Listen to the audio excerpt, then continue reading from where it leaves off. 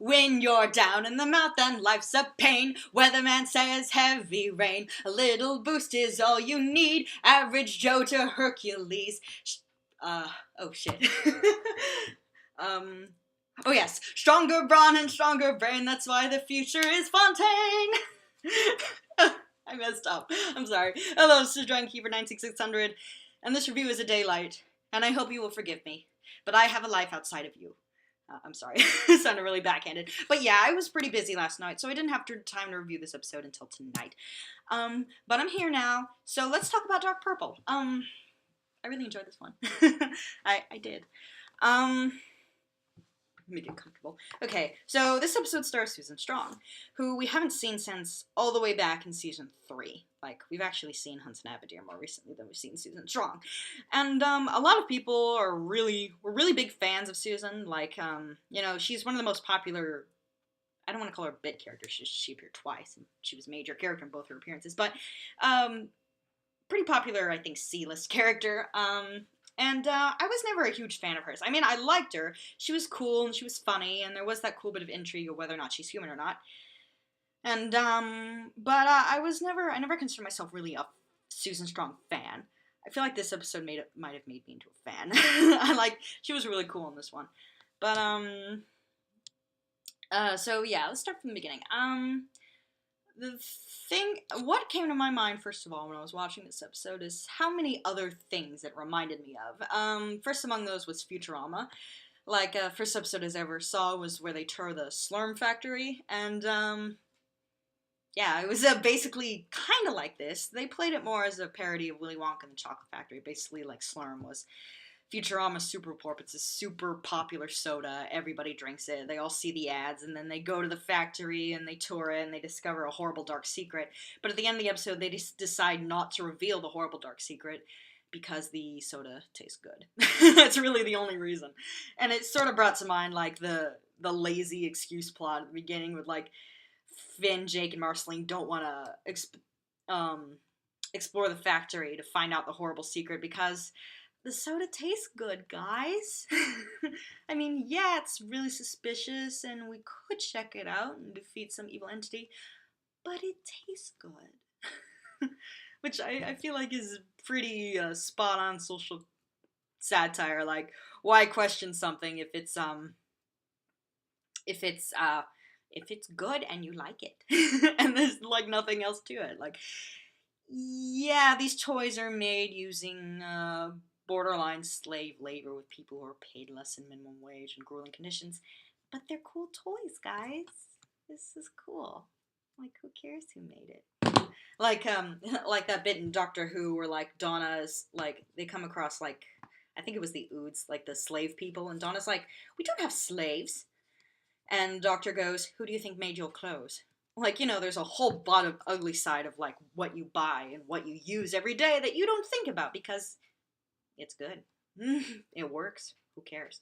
So, I think, like, a lot of people have been talking about how this episode is super, like, anti-commercialism, and it's, like, got all this anti, like, marketing stuff. It's like, we might be overthinking this one, guys, because this seems like a pretty basic, like, there is social satire here, don't get me wrong. It's definitely there, and it's definitely saying something about consumerism, but, you know, I feel like this is the first episode in a while. I feel like maybe we might be overthinking it a little, which is, like, after The Mountain, the mindfuck that was, and the episodes that came forward with, like, Astral Plane and stuff, like, this episode is actually pretty easy to understand. I mean, like, even, like, a little kid can get that, you know, that they're criticizing the industry or whatever. There's, like, this aesthetic that goes along with parodying corporate stuff that you don't even really have to think about it that hard. Like, you recognize that images and that irony. Like, they even used it in the Lego movie where you have, like, the bright, like, poppy commercialism everywhere with the jingles that everybody knows and the bright, colorful ads with the thumbs up stuff. And, like, it provides a nice, like, dramatic contrast or irony to the dark truth underneath it. They did that in BioShock a lot. They did it in, like I said, Lego movie. Like, a lot of stuff has that. You could probably spend forever listing all the ways that, like, the consumerism of our time, especially of American society, is being parodied. Like, one criticism about America is that were taking over the world. Not through force, though we are using force in some places, but through our brand.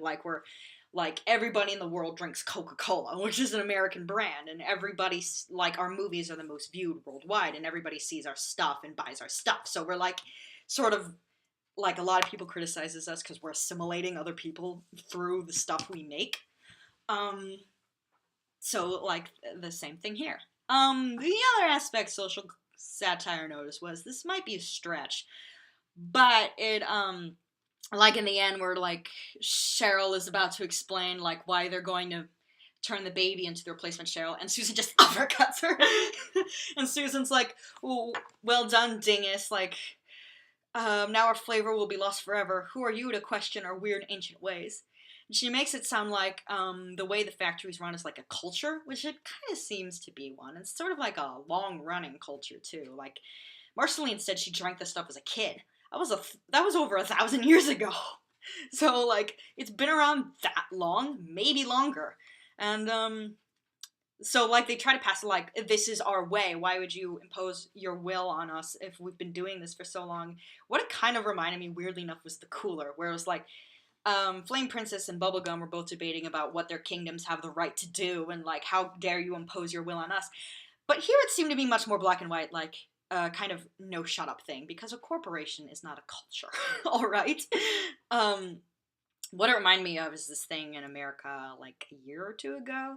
I don't know how many of you know about this, but like there was like a Supreme Court decision that basically declared that major corporations have the same rights as individuals.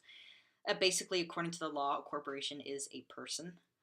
And the reason they said this was that like a corporation was giving a bunch of money to like lobbyists and stuff to push causes they want, and they were talking about like imposing some kind of limit on how much money a corporation can give, and the corporation's lawyer said, well, no, because if you impinge on our right to give as much money as we want to a candidate, to a cause or whatever, then you're impinging our freedom of speech. So there was this whole thing about whether corporations have freedom of speech, and like if paying money is a form of that, like giving money in support of something, and they declared yes on both accounts. So there's like this, well, we have rights as people. It's like a corporation is not a people. Okay? It's not. And if your rights involve kidnapping children, fuck you. Like in South Park when they're like, you know, we're all about like freedom or all that gay stuff, but you know, fuck you. So yeah, so that's my bit on the social commentary in Dark Purple. But let's talk about Susan now, because Susan was cool.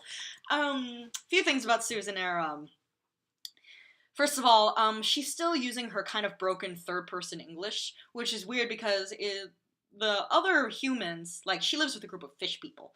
And they originally, when Finn met them, none of them could speak English at all. But now it seems like they all speak English pretty fluently. Like, there are people who, like, don't use the third-person speech pattern that Susan uses.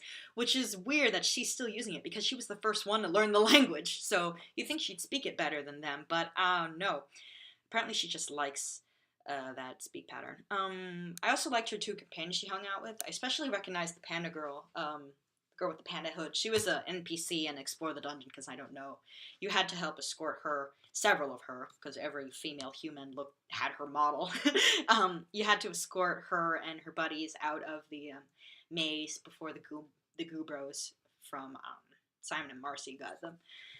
So yeah, and what was I gonna say?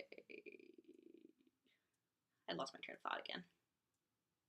Oh, yes. Okay, so, Susan was being pretty action hero-y in this episode, and actually, one thing I thought was, like, I was just saying last week how I liked the mountain because Finn's story was integrated with Lemongrab, so it didn't just shut Finn out. This episode absolutely did that. Like, it's like, get out of here, Finn. Susan, you take the spotlight. And there's so many characters in Adventure Time that you kind of have to do that to give them all the space they deserve. Like, if, you know, Batman can have episodes without Batman, then I feel like Adventure Time is allowed to have episodes without Finn and Jake, and they've been taking that liberty. And yeah, so this was very much Susan's story. It wasn't so much Susan's story as I'm not sure how much it was about Susan, but Susan was definitely a focus, and it definitely brought up new points about Susan that we didn't know about before. For instance, we finally see what's under Susan's hat, and I thought, like, if they ever revealed it, it would kind of piss me off, because that note, it seemed from Finn's reaction that she was definitely human when he touched under her hood, and I don't see any room for gills under there, but that degree of ambiguity kept it, like, it kept it interesting. Like, the ending of Inception. If we actually saw whether or not the top fell over or not, definitely, it would kind of ruin the message they were going for. It would ruin the intrigue. Here they were able to keep the intrigue by having her, like, I love how they did it. It was a very clever two-step reveal, because she's suffocating on the porp, so she pulls off her hood, and you see that she's human, and then, like, there's a half-second thing where you could freak out, and when you see she's human, and then she turns her head to the side, and you see the like, circuitry or whatever on her head, and then you freak out again. So it's like, 2 in a row on the reveal. So that was, yeah. The prevailing theory that's going around Tumblr right now regarding Susan, based on the revelations and Susan's behavior in this episode, is, that Susan Strong is actually Finn's mother, which is a theory that had gone around a little for a while before this episode, but this one gave a lot of fuel to it. For instance, when the way Susan absolutely freaks out when the baby is taken, and, like, of course she's got blonde hair, like Finn, and, there's also, she's got circuitry in her head, and she didn't recognize Finn when she first met him. Like, she'd obviously never seen him before, but she's got that thing in her head. She might have a degree of amnesia. And that also might explain why she's still speaking in the third person, even years after she's learned English and the other guys have had time to learn it fluently, is because, like, it's, maybe that thing is doing something in her head. And if she was experimented on, that might explain why she's so buff and such. And there was, like, a lot of people, like, did this really long analysis that really actually made sense. Like, Susan lives with a group of fish people. And, apparently, according to Martin, who is not a reliable narrator, but according to what he told us, he and Finn used to live on the ocean. So maybe they had lost Susan at the time where, like, she was near the ocean or something. So there's, like, an interesting tie-in there. Another thing is that a lot of her actions in this episode mirror Finn's. Like, the part where she pulls off her helmet is her hat, it's not a helmet, is very reminiscent of Buttopia, where after she shoves Finn in the water, Finn comes up, coughs, and pulls off his hat in the same way. So, like, their actions mirror each other, which kind of goes back to The Visitor, where, like, the things Finn said sometimes echoed Martin. Like, where he said, that's true, in the same way Martin does. So, there was, like, a whole, like, I can't remember the whole degree of the theories, because there was a lot of points, and it was, like, almost, like, I was almost pretty convinced that, like, oh yeah, I guess she is. There were 2 points, though, that make me think that it might not be that she's his mom. One is her age. We have no idea how old Susan is. Like, even when she first debuted, we were trying to figure it out. Like, is she Finn's age? No, she seems too buff. But her voice sounds like, well, I don't know. Because, like, she's got, like, this huge buff Amazon body, and then the childish, like, I don't even know how old that voice is, but it doesn't sound like someone who's old enough to be a teenager's mother. But, like, again, she was experimented on, so maybe she ages slower or something? Because, I don't know. Another point of contention is that even though she has blonde hair like Finn, she doesn't really look like the farm world version of Finn's mother. Like, that woman had, like, the short hair and was not buff.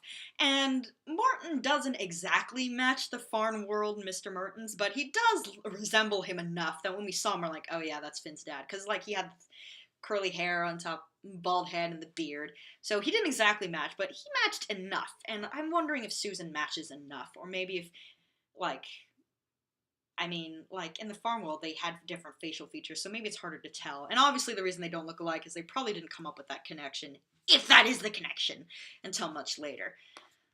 So yeah, those are the only 2 points, but I think mostly people really want Susan to be Finn's mother because of, how cool she is. Like, Martin is such a disappointment that having someone who's cool and brave and strong and selfless and kick-ass and heroic and all that great stuff as Finn's biological mother, I feel like would redeem stuff.